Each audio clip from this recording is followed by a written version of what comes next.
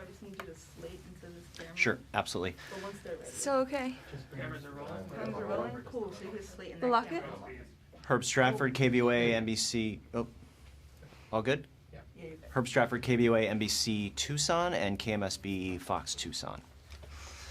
Hello. Hello. It's nice to meet you. Nice to meet you. So, been following your career for a long time, and I think, well, not that long, but I don't want to. Wow. Don't age me.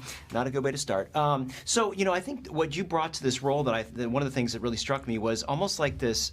You empowered her almost like a proto-feminist. You know what I mean? You weren't just like this beautiful woman who was just being adored from afar. Right from the get-go, Joe established you as a strong woman, a strong female character that knew what she wanted and knew what she didn't want to do. Mm-hmm. And obviously you've been with this role for a long time because of Erica, but can you talk about that a little bit? Yeah. It's one of my favorite scenes is that first beginning scene. It was one that we rehearsed quite a lot, and I enjoyed the chaos of it. I enjoyed that she was just kind of a driving force, and a lot of those discoveries were found in kind of an improv way. Within the rhythms and the structures that Joe created. So it's not something, I never wanted the character to be feminist in the way that it was something that was talked about, because that's boring, but more in how she carries herself and how she kind of exists in this world. So it's funny, we have so much of a focus on Cyrano's letters, and I sort of wanted to see your letters. My letters had drawings all over them, drawings of birds and foxes. Roxanne is a very imaginative soul. She's a creative force of her own, and these letters allowed her this kind of communion with her creative source.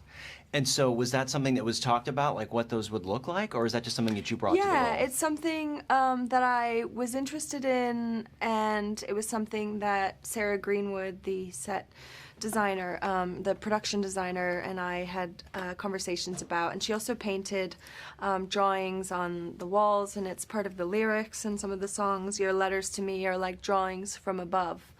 So that was something that was just a little added touch. Well, and I think the production design is such obviously it is with any visual medium, but I mean I think it was so remarkable the way that you guys created this world and the production team, and even the stark contrast between the town and then the battle scenes on Mount Etna. It was just such a dramatic shift, and as an actor inhabiting those spaces, did that help you sort of get into the role because you really felt surrounded by that environment? Yeah, absolutely. It's something that I was considering, like. A lot of people have said, oh, it's such a modern adaptation. But I think that accounts, that a lot has to do with how it was lensed, Seamus and Joe's work together. And I think a lot of that, the modernity, I'm not answering your question properly. I loved the warm tones of Noto, and then the contrast, you're right, with those kind of stark, contrasted colors on Etna, and how cold, like you could feel the coldness on the battlefield. Well, it was just remarkably beautiful, so thank you for a wonderful performance, and I look forward to sharing this with our audiences everywhere because it's a real gift. Thank you very much. All right. Thank you, everybody. Thank you. Nice to meet you. Thank you.